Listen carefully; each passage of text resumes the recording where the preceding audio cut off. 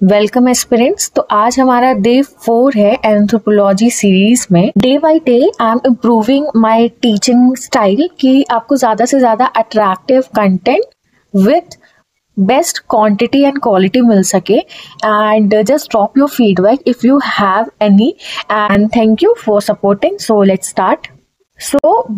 आज हम साइटोजेनेटिक्स पढ़ेंगे। कोई भी सब्जेक्ट पढ़ने का सबसे बढ़िया तरीका है वर्ड ब्रेकडाउन। ठीक है, सबसे पहले हम इस वर्ड को ब्रेक डाउन करते हैं and this techniques is also very useful in prelims. ठीक है, तो cyto means cell and genetics means study of hereditary, मतलब study of genes, study of chromosome और डीएनए, जिससे hereditary information from one generation to another generation pass on होती है। Now firstly ये जो मेथड है ये डेवलप हुआ था लेट 1950s में। Now, what is cytogenetics? So, it is the study of structure, number, behavior of chromosome. अगर एक क्रोमोसोम है, उसका क्या स्ट्रक्चर है, कितने नंबर ऑफ क्रोमोसोम है एक पर्सन में, कैसे वो क्रोमोसोम बिहेव कर रहा है, हम इसकी स्टडी करते हैं। हम इसकी स्टडी क्यों कर रहे हैं? इन ऑर्डर टू अंडरस्टैंड कि क्या रोल प्ले करता है वो हेरिडिटरी में, मतलब अगर एक जनरेशन से दूसरे जनरेशन इंफॉर्मेशन ट्रांसफर हो रही है and imagine if there is some structural abnormality, तो क्या जो इंफॉर्मेशन ट्रांसफर हो रही है उसमें कोई वेरिएशन आ रही है। सेकेंड इज सेल बिहेवियर समझने के लिए एंड ऑल्सो जेनेटिक एबनॉर्मैलिटी समझने के लिए। हम कुछ बेसिक देख लेते हैं क्रोमोसोम के बारे में। ऑल्सो हम जैसे जैसे आगे जाएंगे, क्योंकि अब हम फिजिकल एंथ्रोपोलॉजी ही कवर कर रहे हैं, तो इसमें हमें आगे काफी कुछ पढ़ना है क्रोमोसोम, डीएनए एंड एवरीथिंग के बारे में। तो हम जहाँ पे जिस भी डिटेलिंग की जरूरत होगी हम वहां पे देखेंगे। अभी हम एक बेसिक डिटेल देख लेते हैं। तो नाउ ये एक क्रोमोसोम है। क्रोमोसोम में दो आर्म्स होते हैं। ठीक है, इनका जो एंड पोर्शन होता है हम इसे टीलोमियर बोलते हैं।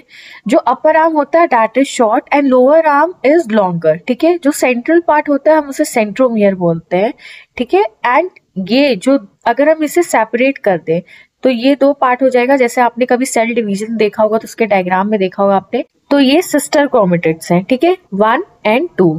नाउ हमारे एक पर्सन में टोटल 23 पेयर्स ऑफ क्रोमोसोम्स होते हैं, मतलब कि 46, जिसमें से 1 पेयर सेक्स क्रोमोसोम होता है 23rd नंबर का। ठीक है, एक्स एंड वाई। तो जो एक्स क्रोमोसोम होता है वो बड़ा होता है साइज में एंड जो वाई होता है वो छोटा होता है। ठीक है, सबसे पहले हमारी जो बॉडी है वो मिलियंस ऑफ सेल से बनी हुई है। ठीक है, हमारे सेल में न्यूक्लियस होता है। उस न्यूक्लियस में इस टाइप का हमें डबल हेलिकल स्ट्रक्चर देखने मिलता है, जिसे हम डीएनए बोलते हैं। ठीक है, हर पर्सन में न्यूक्लियस के इनसाइड 23 पेयर ऑफ क्रोमोसोम होते हैं। ठीक है, एंड हर क्रोमोसोम डीएनए से बना होता है जिसमें बहुत सारे जीन्स होते हैं। तो आई होप आपको समझ में आया होगा। नाउ मैंने अभी आपको बताया था कि जब भी हम क्रोमोसोम की स्टडी करते हैं तो we try to detect abnormalities. अब क्रोमोसोमल एबनॉर्मैलिटीज दो तरीके की होती है, numerical and structural. Structural, imagine if this is a 1 chromosome, अब इसका ये पार्ट जो है डिलीट हो गया तो हम इसे डिलीशन बोलेंगे, तो इसके स्ट्रक्चर में चेंजेस आ रहे हैं, देयरफॉर स्ट्रक्चरल क्रोमोसोम एबनॉर्मैलिटीज। अब अगर हम डाउन सिंड्रोम की बात करें तो उसमें जो क्रोमोसोम 21 होता है उसमें हमें ट्राइसोमी देखने मिलती है, मतलब कि ये 2 पेयर ऑफ क्रोमोसोम है 21 में, हमें एक और एक्स्ट्रा क्रोमोसोम देखने मिलता है, नॉट पेयर, तो उसे हम बोलते हैं ट्राइसोमी हो गई। तो यहाँ क्या हुआ है कि न्यूमेरिकल एबनॉर्मैलिटी हमें देखने मिली है। तो ये आगे हमें ये पूरा टॉपिक कवर करना है तो हमें और बेटर समझ में आएगा।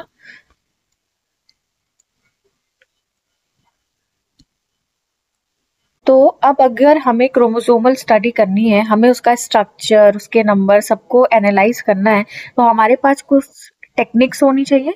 तो सबसे पहले कोई भी क्रोमोसोम अगर हम लेंगे तो हम उसे पहले तो आइसोलेट करेंगे। ठीक है, किसी भी, मान लीजिए ब्लड सैंपल से हमने ब्लड कलेक्ट किया, उसमें से हमने डीएनए आइसोलेट किया, उसमें से मतलब हमने क्रोमोसोम आइसोलेट किया, हमने उसे फर्दर सेपरेट किया, उसे फिर स्टेन करेंगे हम। अब क्रोमोसोम को डायरेक्टली आप अगर माइक्रोस्कोप पे देखोगे तो आप उसे नहीं देख सकते हो। ठीक है, आपको स्टेन करना पड़ेगा। तो स्टेन करने की कुछ टेक्निक्स होती हैं। ठीक है, दीज आर दोज टेक्निक। इसमें जो सबसे पहली टेक्निक है वो है जी बैंडिंग। ठीक है, पहले हम देख लेते हैं। इसके लिए मैंने आपके लिए एक निमोनिक बनाया है, not very special but very simple. That is GRQCT. यहाँ पे GRQCT, ठीक है। तो इसके अकॉर्डिंगली सबसे पहला है जी बैंडिंग। जी मीन्स जिम्सा, ठीक है। यहाँ पे हम जिम्सा को यूज करते हैं स्टेन करने के लिए।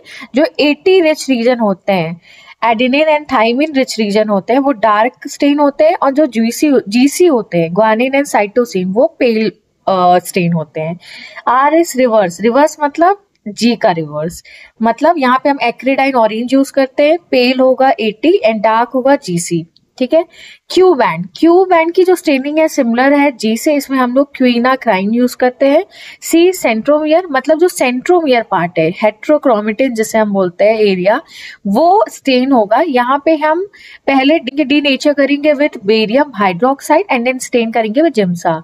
Last one is T banding, इसमें हम टेलोमियर एरिया जो है स्टेन करेंगे, ठीक है। एग्जाम में आपको ऐसे ही पहले इंट्रो लिखना है, देन आपको टेक्निक्स बताना है, टेक्निक्स से पहले स्टेनिंग टेक्निक बतानी है, उसमें ये टेबल ऐसे ही कोशिश करना है आपको टू मेक। ओके, तो हमने स्टेनिंग कर ली। अब स्टेन करने के बाद हमारे पास एक स्टेन क्रोमोसोम है। अब हमें इसे माइक्रोस्कोप पे देखना होगा, या कैसे हम इसे देख सकते हैं, इसके लिए अलग अलग टेक्निक्स होंगी। तो ब्रॉडली इसके लिए हम 3 टेक्निक्स का यूज करते हैं। वन इज कैरियोटाइप एनालिसिस, जो हमारे सिलेबस में है। Second is flow cytometry and third is somatic cell hybridization. सबसे पहले हम फ्लो साइटोमेट्री देख लेते हैं। Okay, so in flow cytometry को हम फ्लोरेसेंट एक्टिवेटेड सेल सॉर्टिंग के भी नाम से जानते हैं।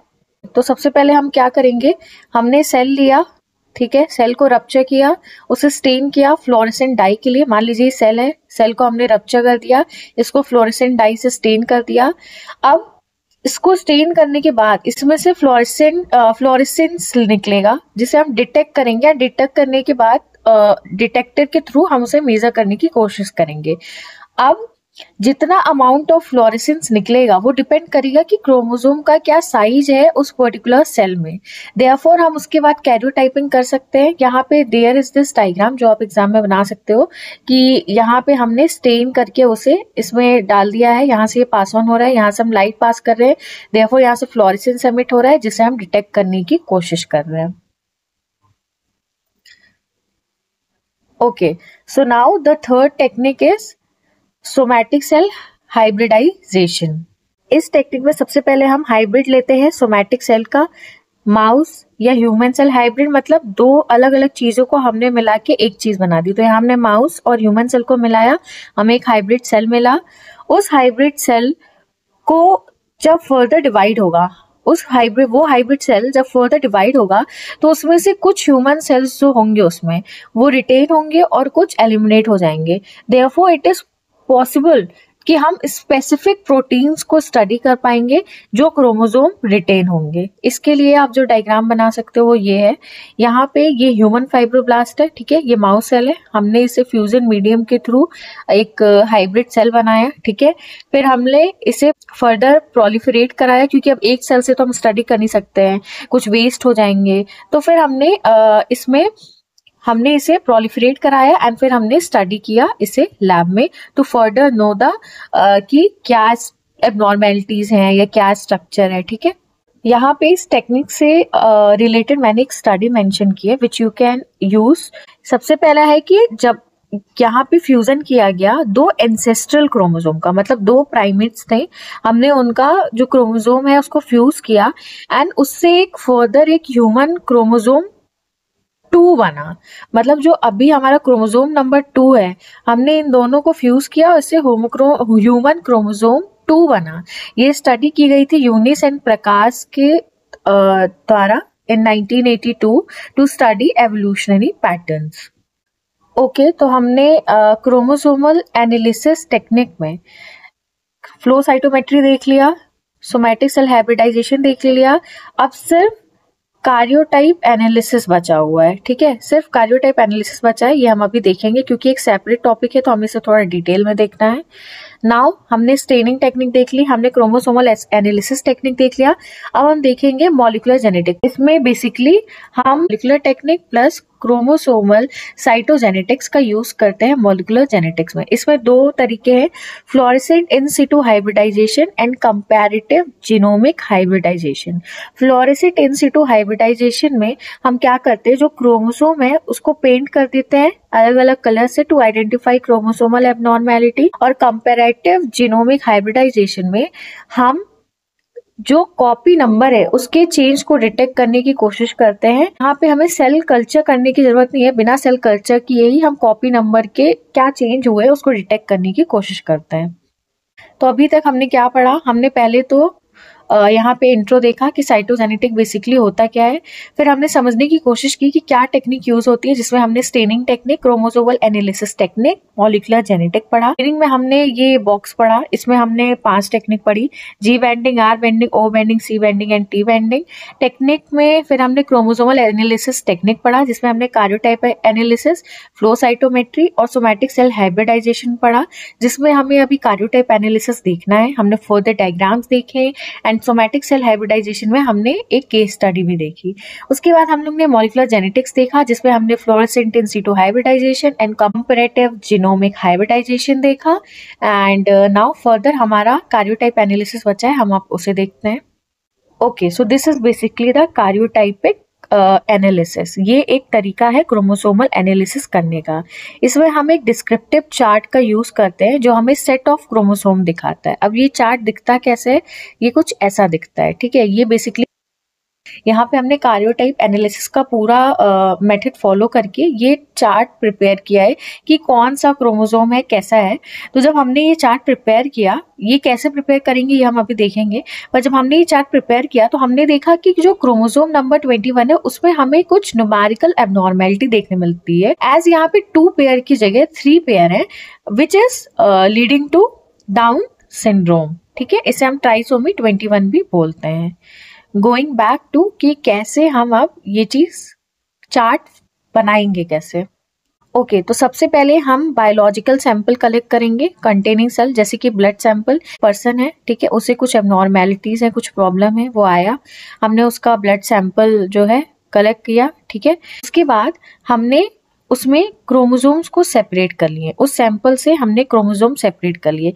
अब ये मेनली मेटाफेज सेल डिवीजन के टाइम, ये एक स्टेज है मेटाफेज सेल डिवीजन में, उसके टाइम ही हम इसे सेपरेट करते हैं, ठीक है।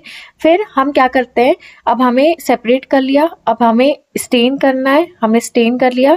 और स्टेन करने के लिए जरूरी है कि हम इसे फिक्स कर ले। अगर ये हिल रहा होगा, डुल रहा होगा, तो इसमें मुश्किल होगी स्टेन करने को, फर्दर एनालाइज करने में। तो हम इसे फिक्स करेंगे। फिक्स करने के लिए हम कॉल्सीशीन एंड हाइपोटोनिक सॉल्यूशन यूज करेंगे तो फिक्स सेल, ठीक है। फर्दर हम इसे स्कैन करेंगे अंडर माइक्रोस्कोप, देन हम उसे फोटोग्राफ करेंगे एंड उसमें एनालिसिस करेंगे, जैसे कि आपने देखा कि उसके बाद हमें एक फर्दर पूरा चार्ट मिल गया था। अब यहाँ पे मैंने कुछ एप्लीकेशन मेंशन किए हैं। ये एप्लीकेशन आपको अगर साइटोजेनेटिक आता है क्वेश्चन तो भी आप यूज कर सकते हो, और अगर आपको कार्योटाइपिक एनालिसिस आता है क्वेश्चन तो भी आप यूज कर सकते हो। तो सबसे पहले ये हमें क्रोमोसोमल एब्रेशन में डिटेक्ट करने में मदद करेगा। For example down syndrome, Turner syndrome, ठीक है। ये हमें मदद करेगा एवोल्यूशनरी पैटर्न्स को देखने में, जैसे कि हमने देखा था वो जो ऊपर एक स्टडी थी जिसमें हमने 2 जो एंसेस्ट्रल डीएनए है उनको अटैच किया था, तो हमें क्रोमोसोम 2 मिल गया था। नाउ हमें प्रीनेटल जेनेटिक डिफेक्ट्स को देखने में मदद करेगा, जेनेटिक काउंसलिंग में मदद करेगा, मैप करने में मदद करेगा जीन्स के, जैसे कि डफी ब्लड ग्रुप प्रेजेंट होता है क्रोमोसोम 1 पे, तो उसको डिटेक्ट करने में मदद करेगा। नाउ कंक्लूजन में हम क्या लिख सकते हैं, ये आप दोनों में ही यूज कर सकते हो कि these methods have immense scope to uncover new insights about human genetic structure and disease.